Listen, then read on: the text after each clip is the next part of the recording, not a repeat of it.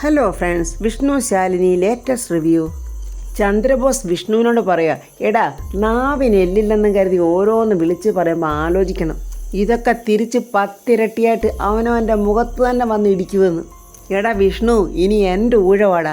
നീ അഹങ്കാരത്തോടെ പറഞ്ഞ നിൻ്റെ നട്ടല്ലുണ്ടല്ലോ, നിൻ്റെ തണ്ടല്, അത് ഊരി വല്ല പട്ടിക്ക് വിട്ടുകൊടുക്കടാ. എന്നാലേ പട്ടി പോലും അത് തിരിഞ്ഞു നോക്കത്തില്ല നിൻ്റെ ഇപ്പോഴത്തെ ഈ അവസ്ഥയിൽ. കേട്ടോടാ പന്ന ഡാഷേ. സ്വർണം നഷ്ടപ്പെട്ടെന്ന് പറഞ്ഞ് പരാതി തന്ന പെൺകുട്ടി അച്ഛനും വന്നിട്ടുണ്ടെന്ന് ഒരു കോൺസ്റ്റബിൾ വന്ന് ചന്ദ്രബോസിനോട് പറഞ്ഞിരുന്നു. ഓ, അവർ ഈ കള്ളനെ കോടതിയിൽ കൊണ്ടുപോകുന്നതേ കൺകുളിർക്ക് കാണാൻ വന്നതായിരിക്കും. എടാ, നീ ക്ഷൗരം ചെയ്യുന്നത് കാണാനേ ആൾക്കാരൊക്കെ എത്തിക്കഴിഞ്ഞടാ എന്നും പറഞ്ഞ് ചന്ദ്രബോസ് ജയശ്രീയുടെ അവരുടെ അച്ഛൻ്റെ അടുത്തോട്ട് പോവുകയാണ്. എന്താ നിങ്ങൾ വന്നത് എന്ന് ചന്ദ്രബോസ് ചോദിക്കുമ്പോൾ നല്ല സന്തോഷത്തോടെ ജയശ്രീ പറയാം, സാറേ ഞങ്ങളുടെ സ്വർണം തിരിച്ചു കിട്ടി. അയ്യോ, വെള്ളിടിയേറ്റ പോലായിപ്പോയി ചന്ദ്രബോസിൻ്റെ ഒരു നോട്ടോ ഇരിപ്പും. എന്തുവാ നിങ്ങൾ പറഞ്ഞേ? സാറേ ഞങ്ങളുടെ കാണാതായ സ്വർണം തിരിച്ചു കിട്ടിയെന്ന്. ചന്ദ്രബോസിൻ്റെ പ്രതീക്ഷയെല്ലാം ആകെ തകിടം മറിഞ്ഞിരിക്കുക. പെട്ടെന്ന് ചാടിയനിട്ട് എന്തൊരു പണിയാണ് നിങ്ങൾ കാണിച്ചിരിക്കുന്നത്? കംപ്ലൈൻറ്റ് തന്ന് ഞങ്ങളെ പോലീസുകാരെ നാടായ നാടൊക്കെ ചുറ്റിച്ചിട്ട് നിങ്ങൾ എന്തോന്നായി വന്ന് പറയുന്നത്? ജയശ്രീയുടെ അച്ഛനപ്പം പറയാം, എൻ്റെ പൊന്ന് സാറേ, ഈ കുട്ടികൾ കളിക്കുന്ന കളിപ്പാട്ടങ്ങൾക്കിടയ്ക്ക് ഈ സ്വർണവും കൊണ്ടുവന്ന വലിയ ബാഗെടുത്ത് അവിടെ വെക്കുമെന്ന് ആരെങ്കിലും കരുതിയോ? ചന്ദ്രബോസനാണെ കൈധരിച്ചിട്ട് വയ്യ. അയാളുടെ ചെവിക്കുറ്റിക്ക് 2 പൊട്ടിക്കണം ഇടോ എന്നൊക്കെ പറഞ്ഞ് അലറുന്നുണ്ട്. കല്യാണം ഉറപ്പിച്ച വീടല്ലേ, തിരക്കിനിടയിൽ ഞങ്ങളും അത് ശ്രദ്ധിച്ചില്ല. ബുദ്ധിമുട്ടിച്ചതിൽ സാറ് ഞങ്ങളോട് ക്ഷമിക്കണം എന്ന് പറയുമ്പോൾ ചന്ദ്രബോസ് ഇങ്ങനെ തീവാർന്ന കണ്ണുകൊണ്ട് അയാളെ നോക്കി ദഹിപ്പിക്കുവാണ്. ഇതെല്ലാം നമ്മുടെ വിഷ്ണു കേൾക്കുന്നുണ്ടായിരുന്നു. വിഷ്ണു, സാറേ അപ്പോൾ വന്ന കാഴ്ചക്കാർ പണി പറ്റിച്ച് അല്ലേ? ഇനിയിപ്പോൾ എന്നാ ചെയ്യും സാറേ? ഈ മലമുകളിലോട്ട് കഷ്ടപ്പെട്ട് കൊണ്ടുവന്ന വെള്ളം ഓട്ടക്കലത്തിലായിപ്പോയല്ലോ. ചന്ദ്രബോസ് ജയശ്രീയോടും അവിടെ അച്ഛനോടും വീണ്ടും ചൂടാകുവാണ്. എടോ, താൻ ഇപ്പോൾ വന്ന് ഈ കാര്യങ്ങളൊക്കെ പറഞ്ഞിട്ട് എന്താ കാര്യം? കേസ് ഷീറ്റും ഒക്കെ തയ്യാറാക്കി ഞാൻ ഇവനെ കോടതിയിൽ കൊണ്ടുപോകാനായിട്ട് തയ്യാറായിരിക്കുമായിരുന്നു. അപ്പോൾ നിങ്ങൾ ഇപ്പോൾ വന്നിങ്ങനെ പറഞ്ഞ എങ്ങനെയാ എന്നൊക്കെ പറഞ്ഞൊരു വട്ടനെ പോലെ ചന്ദ്രബോസ് ഇങ്ങനെ നിൽക്കുക. അതാ വരുന്നു നമ്മുടെ ശാലിനി. കളക്ടർ വേണ്ടില്ല, നല്ല സ്പീഡിൽ ദേഷിച്ചും കൊണ്ട് വരുവാണ് നമ്മുടെ ശാലിനി. ചന്ദ്രബോസിനെ പച്ചയ്ക്ക് കത്തിക്കുമെന്നുള്ള ദേഷ്യമുണ്ട് മുഖത്ത്. ശാലിനിയെ കണ്ടതും ചന്ദ്രബോസ് സകല പ്രതീക്ഷകളും നഷ്ടപ്പെട്ട് ഒരു മരയോന്തിനെ പോലെ ഇങ്ങനെ സല്യൂട്ടൊക്കെ ചെയ്യുന്നുണ്ട്. ശാലിനി ചന്ദ്രബോസിനോട് ചോദിക്കുക, സ്വർണം നഷ്ടപ്പെട്ടവർക്ക് പരാതിയില്ലെങ്കിൽ പിന്നെ എങ്ങനെയാ ചന്ദ്രബോസെ പറയേണ്ടത്? ചന്ദ്രബോസ് ജയശ്രീയും അവിടെ അച്ഛനെ നോക്കി ഇങ്ങനെ കണ്ണുരുട്ടി കാണിക്കുന്നുണ്ട്. ഇതിപ്പം ഈ നിൽക്കുന്നവരുടെ സ്വർണമാണ് നഷ്ടപ്പെട്ടിരിക്കുന്നത്. അവരൊരു സംശയം പറഞ്ഞതിൻ്റെ പേരിൽ നിങ്ങളൊരാളെ കസ്റ്റഡിയിൽ എടുക്കുകയും ചെയ്തു. ഇപ്പോൾ ഇവർ തന്നെ പറയുന്നു സ്വർണം നഷ്ടപ്പെട്ടിട്ടില്ലെന്ന്. സ്വർണം നഷ്ടപ്പെട്ടവർക്ക് പരാതിയില്ലെങ്കിൽ പിന്നെ പരാതി ആർക്കാ ചന്ദ്രബോസെ? ചന്ദ്രബോസ് ഒരു വളിച്ച മോന്തയും വെച്ചുകൊണ്ട് ആ ജയശ്രീയോടെ അച്ഛനെ നോക്കുന്നുണ്ട്. പിന്നെ പരാതി ആർക്കാണ് പറയണം മിസ്റ്റർ? അസിസ്റ്റന്റ് കമ്മീഷണർക്കാണോ? വ്യക്തിവൈരാഗ്യം തീർക്കാൻ ഈ കേസും ഉപകാരപ്പെട്ടിട്ടില്ലല്ലോ എന്നോർത്തുള്ള മാനസിക പിരിമുറുക്കമൊക്കെ എനിക്ക് മനസ്സിലാകുന്നുണ്ട്. പക്ഷേ അത് തീർക്കാൻ ഞാൻ എൻ്റെ വിഷ്ണുവേട്ടനെ വിട്ടു തരില്ല. അങ്ങനെ വിട്ടുതരാൻ എനിക്ക് തുണയായി നിൽക്കുന്ന ഈശ്വരന്മാർക്ക് പോലും അത് കഴിയില്ല. അതിൻ്റെ തെളിവാ ചന്ദ്രബോസെ ഞങ്ങളുടെ ഈ വിജയം. പരാതിക്കാർക്ക് പരാതിയില്ലെങ്കിലേ പിന്നെ എന്തിൻ്റെ പേരിലാ വിഷ്ണുവേട്ടനെ പിടിച്ചകത്തിട്ടിരിക്കുന്നത്? തുറന്ന് വിടാൻ പറ. എന്തിനാ മിസ്റ്റർ അതിനെ നിങ്ങൾ അമാന്തം കാണിക്കുന്നത്? ആവനാഴിയിലെ അവസാനം ആയുധം എടുത്ത് യുദ്ധം ചെയ്തില്ലേ? എന്നിട്ടും വിജയിക്കാൻ പറ്റിയില്ലെങ്കിലേ പരാജയം അങ്ങ് സമ്മതിക്കണം. എന്നിട്ട് വേണമെങ്കിൽ അടുത്ത യുദ്ധത്തിനുള്ള ഒരുക്കങ്ങൾ തുടങ്ങണം. അതാണല്ലോ ഒരു നല്ല യോദ്ധാവ് ചെയ്യേണ്ടത്. അല്ലാതെ പിന്നെ ഈ പരാജയപ്പെട്ട സ്ഥലത്ത് കിടന്ന് മുട്ടിലെഴഞ്ഞ് മെഴുകുവല്ല ചെയ്യേണ്ടത്. വിഷ്ണുവേട്ടനെ തുറന്നു വിടാൻ പറ. ശാലിനി അങ്ങനെ പറഞ്ഞിട്ടും ചന്ദ്രബോസ് ഇങ്ങനെ മൃഗസ്യാന്നും പറഞ്ഞ് നിൽക്കുക. ശാലിനിക്കോ ദേഷ്യം വന്ന് ചാടി എഴുന്നേറ്റ് അവളുടെ കൈ ആ ടേബിളിൽ ആഞ്ഞൊരു അടിയടിച്ചിട്ട് തുറന്നു വിടാൻ പറ എന്നൊരു അലർച്ചയായിരുന്നു. ചന്ദ്രബോസ് പേടിച്ചിട്ട് അവിടെ നിൽക്കുന്ന കോൺസ്റ്റബിളിനോട് പറഞ്ഞു, എടോ അവനെ തുറന്നു വിട്ടേരെ. അങ്ങനെ നമ്മുടെ വിഷ്ണു ഒരു വരവ് വരുന്നുണ്ട് ചന്ദ്രബോസിൻ്റെ അടുത്തോട്ട്. ചന്ദ്രബോസ് ഇങ്ങനെ വിഷ്ണുവിനെ നോക്കി നിൽക്കുമ്പോൾ ശാലിനി പറയാ, ഇതേ നിങ്ങളുടെ ഔദാര്യമല്ല, ഏതൊരു നിരപരാധിയുടെ അവകാശമാണ്. കൂട്ടിലടയ്ക്കാൻ നോക്കിയ കിളി രക്ഷപ്പെട്ടതിലുള്ള പകയും കൊണ്ടാണ് ACP നിൽക്കുന്നതെന്നൊക്കെ എനിക്കറിയാം. അതുകൊണ്ട് അടുത്ത കെണി ഒരുക്കുമെന്നും എനിക്കറിയാം. തൽക്കാലം നമുക്ക് ഈ കളിക്കൊരു ബ്രേക്ക് കൊടുക്കാം. എന്തു പറയുന്നു ചന്ദ്രബോസെ? എന്നിട്ട് വേണമെങ്കിൽ നമുക്ക് വീണ്ടും ഒന്നേന്ന് തുടങ്ങാം.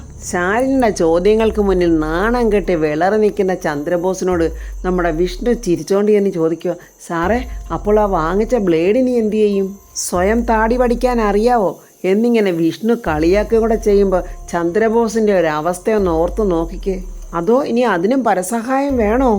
അല്ല, ഈ ഒരു പണി ഇങ്ങനെയാണ് സാറ് മുന്നോട്ട് കൊണ്ടുപോകാൻ ഉദ്ദേശിക്കുന്നതെങ്കിലേ ആ ഒരു പണി എന്തായാലും സാറ് പഠിച്ചു വെക്കുന്നത് നല്ലതാ.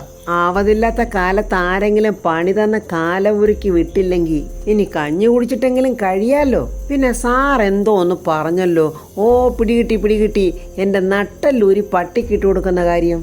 വിളിക്ക് സാറേ ആ പട്ടിയെ, പ്ലീസ് സാറേ ഒന്ന് വിളിക്ക് സാറേ ആ പട്ടിയെ. ആ പട്ടി ഇപ്പോൾ ഇങ്ങോട്ട് വരാമെങ്കിലേ സാറിൻ്റെ നട്ടൽ അമൃത് പോലെ അങ്ങ് എടുത്തോണ്ട് പോകും. അത്രയ്ക്ക് അങ്ങോട്ട് ചീഞ്ഞളിഞ്ഞ് നിൽക്കുമല്ലേ. അത് കേൾക്കുമ്പോൾ ചന്ദ്രബോസ് ദേഷ്യത്തോടെ എടോ എന്ന് വിളിക്കുന്നുണ്ട്. അയ്യോ ഒന്ന് അടങ്ങ് സാറേ, ഇങ്ങനൊരു പരാജയത്തിൻ്റെ പടുകുഴിയിൽ നിൽക്കുമ്പോൾ സാറിന് ചേരുന്നതേ നട്ടെല്ലിൻ്റെ സ്ഥാനത്ത് നല്ല ഒന്നാന്തരം വാഴപ്പിണ്ടിയാ. ഈ വാഴപ്പിണ്ടി ആവുമ്പോഴേ ഏത് രീതിക്ക് വളയ്ക്കാനും ഒടിക്കാനും ഒക്കെ പറ്റും. എന്താ സാറേ നോക്കണോ?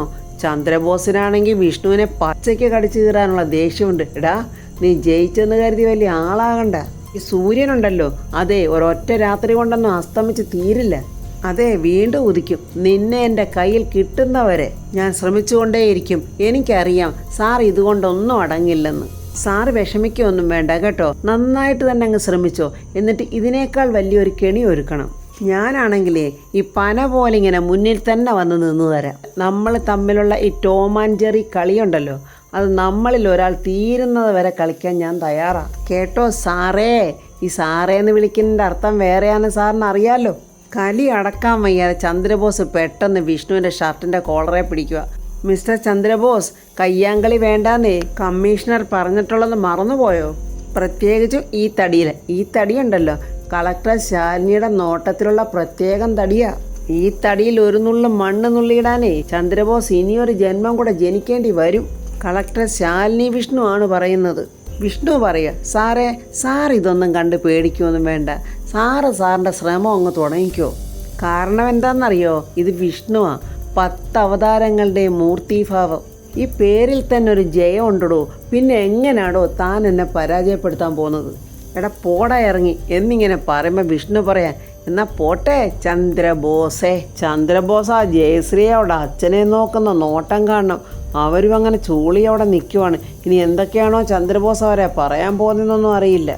ശാരദാമ്മയുടെ വീട്ടിൽ ഗോപാലൻ നായർ നസീർ മരിച്ച രംഗമൊക്കെ ഇങ്ങനെ ഓർത്തുകൊണ്ടിരിക്കുവാണ്. അപ്പം ശാരദാമ്മ വന്നിട്ട് ചോദിക്കുന്നു, എന്താ ആലോചിച്ചുകൊണ്ടിരിക്കുന്നത്? ഒന്നുമില്ല. എന്തിനാ ഗോപാലേട്ടാ എന്നോടൊരു ഒളിച്ചുകളി? ഞാൻ അറിഞ്ഞാൽ എന്താ കുഴപ്പം?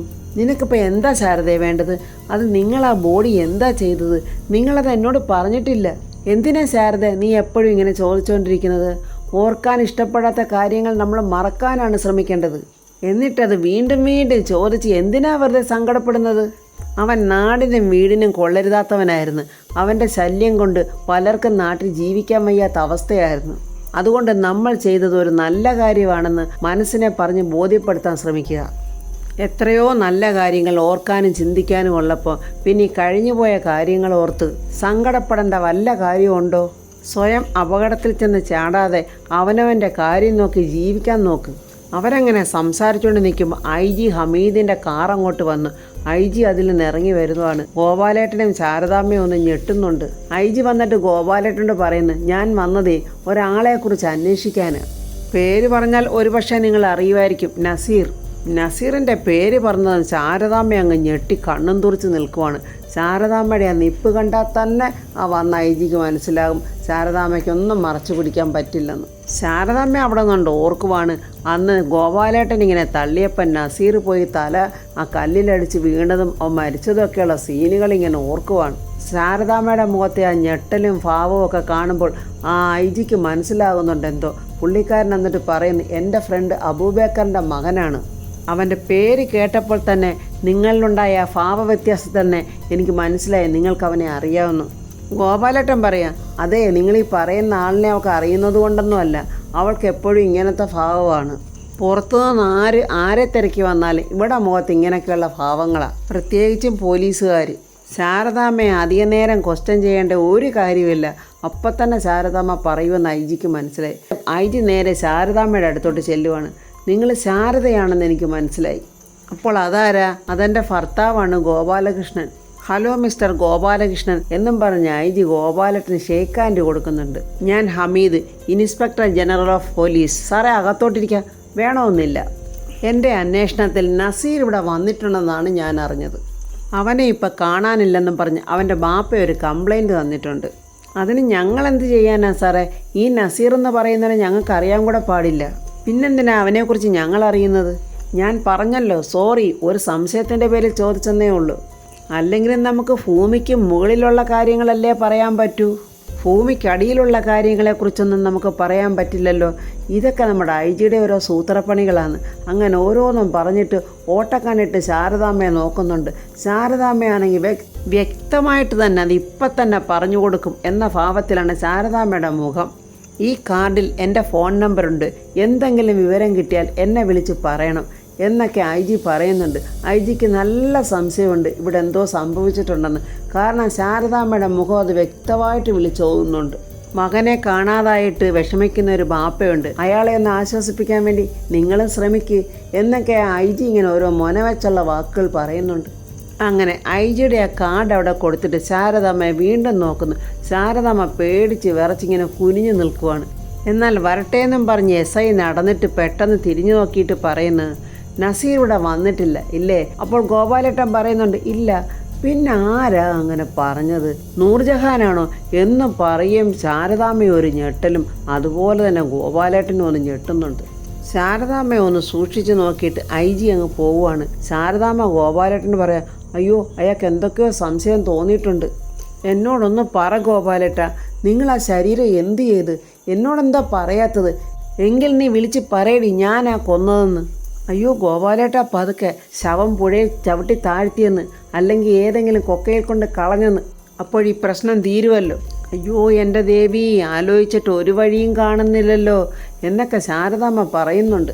രാഘവേട്ടനും സത്യാമ്മയും വിഷ്ണുവിനെ കാത്തിങ്ങനെ വാതക്കലിരിക്കുവാണ്. അപ്പോൾ ശാലിനിയുടെ വണ്ടി അങ്ങോട്ട് വരുന്നുണ്ട്. ശാലിനി വിഷ്ണുവിനെയും കൊണ്ട് വരുന്നത് കണ്ടപ്പോൾ സത്യാമ്മയ്ക്ക് നല്ല സന്തോഷമുണ്ട്.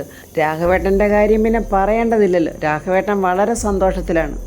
ശാലിനിക്കാണെങ്കിൽ അകത്തോട്ട് കയറണോ വേണ്ടായോ എന്നിങ്ങനെ പേടിച്ച് വിറച്ചാണ് വരുന്നത്. കാരണം സത്യാമ്മയുടെ സ്വഭാവം അറിയാമല്ലോ, എന്താണ് പറയുമെന്നുള്ളത് പറയാൻ പറ്റത്തില്ലല്ലോ. മോനെ, എൻ്റെ മോനെ അവരെ ഉപദ്രവിക്കാൻ പറ്റുമോ ചെയ്തോ? ഇല്ലമ്മേ, അതിനുള്ള സമയമൊന്നും ശാലിനി കൊടുത്തില്ലല്ലോ.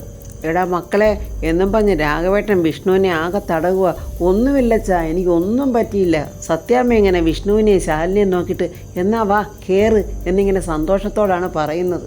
പക്ഷേ ശാലിനി കയറാതെ ഇങ്ങനെ മടിച്ചു നിൽക്കുവാണ്. അത് വിഷ്ണുവും കാണുന്നുണ്ട്. പെട്ടെന്ന് സത്യാമ്മ നോക്കിയിട്ട് പറയുന്നു, രണ്ടുപേരും ഇങ്ങോട്ട് കയറ്. വിഷ്ണുവിനും ശാലിനിക്കും അത് വിശ്വസിക്കാൻ കഴിയുന്നില്ല. ശാലിനി ഇങ്ങനെ അതിശയത്തോടെയും സന്തോഷത്തോടെയും ഇങ്ങനെ നോക്കി നിൽക്കുവാണ്. വിഷ്ണു പറയും, എടോ അമ്മ പറഞ്ഞത് കേട്ടില്ലേ, കയറ്. എൻ്റെ മക്കളെ, ഞാൻ കാരണമാണല്ലോടാ നിനക്ക് പോലീസ് സ്റ്റേഷനിൽ കയറേണ്ടി വന്നത്. ഞാൻ കാരണമാണല്ലോ മോനെ നിനക്ക് ശിക്ഷ കിട്ടിയത്. ഈ അച്ഛൻ്റെ തെറ്റ് പൊറുക്കണേ മോനെ എന്നൊക്കെ പറഞ്ഞ് കരയുവാണ്. അയ്യേ, എൻ്റെ അച്ഛൻ എന്തിനാ ഇങ്ങനെ കൊച്ചുകുട്ടികളെ പോലെ കരയുന്നത്? ഞാൻ ഈ പോലീസ് സ്റ്റേഷനിൽ കയറുന്ന ആദ്യമൊന്നും അല്ലല്ലോ. എത്ര പ്രാവശ്യം എന്തെല്ലാം കേസുകൾ കൊണ്ട് ഞാൻ കയറിയിരിക്കുന്നത്. അച്ഛൻ എന്തിനാ വിഷമിക്കുന്നത്? ഇതിപ്പോൾ ഞാൻ മൂലമാണല്ലോ എൻ്റെ മോന് കയറേണ്ടി വന്നത്. അതോർക്കുമ്പോഴാണ് മോനെ അച്ഛന് സങ്കടം വരുന്നത്. എല്ലാവരും കൂടെ എന്നെ കുറ്റപ്പെടുത്തിയപ്പോൾ ഞാൻ ആകെ തകർന്നു പോയി മോനെ. ഞാൻ വന്നില്ലേച്ചാ. എൻ്റെ അച്ഛൻ എന്തിനാ ഇനി കരച്ചിലും പിഴിച്ചിലും? ഒന്നും വേണ്ട കേട്ടോ. അമ്മയായിരിക്കും എൻ്റെ അച്ഛനെ ആവശ്യമില്ലാതെ വഴക്ക് പറഞ്ഞ്. ഇത് കണ്ടോ കരഞ്ഞു തളർന്നു നിൽക്കുന്നത്, ഒരുമാതിരി LKG പിള്ളേരെ പോലെ. അങ്ങനെ അത് കേട്ട് എല്ലാവരും അവിടെ നിന്ന് പൊട്ടിച്ചിരിക്കുവാണ്. അല്ലച്ചാ, ഇനി വേറെ എന്തെങ്കിലും ആരുടെയെങ്കിലും സാധനം ഇവിടെ കൊണ്ട് വെച്ചിട്ടുണ്ടോ? അതുകൂടെ കേട്ട് കഴിയുമ്പോൾ സത്യാമ്മയും ശാലിനിയും അങ്ങ് ചിരിക്കുന്നുണ്ട്. അപ്പോൾ ഫ്രണ്ട്സ്, ഇത്രയും നാളും നമ്മൾ കാത്തിരുന്ന പോലൊരു സന്തോഷമായ മുഹൂർത്തമാണ് സത്യാമ്മ ശാലിനിയെ സന്തോഷത്തോടെ വീട്ടിലോട്ട് ക്ഷണിക്കുന്നത്. ഇവരുടെ ഈ സന്തോഷം ഇനി എത്ര നാൾ തുടരും? അതിനു മുമ്പ് തന്നെ സത്യാമ്മ എന്തെങ്കിലും കുറ്റം കണ്ടുപിടിക്കുമോ? ഇനി നസീറിൻ്റെ കൊലപാതകം ചന്ദ്രബോസ് വിഷ്ണുവിൻ്റെ തലയിൽ വെച്ച് കെട്ടുമോ എന്നൊക്കെയുള്ള റിവ്യൂമായി നമുക്ക് നാളെ കാണാം. എൻ്റെ ഈ റിവ്യൂ ഇഷ്ടപ്പെട്ട ലൈക്കും കമൻസും, സബ്സ്ക്രൈബ് ചെയ്യാത്തവർ സബ്സ്ക്രൈബ് ചെയ്യണേ.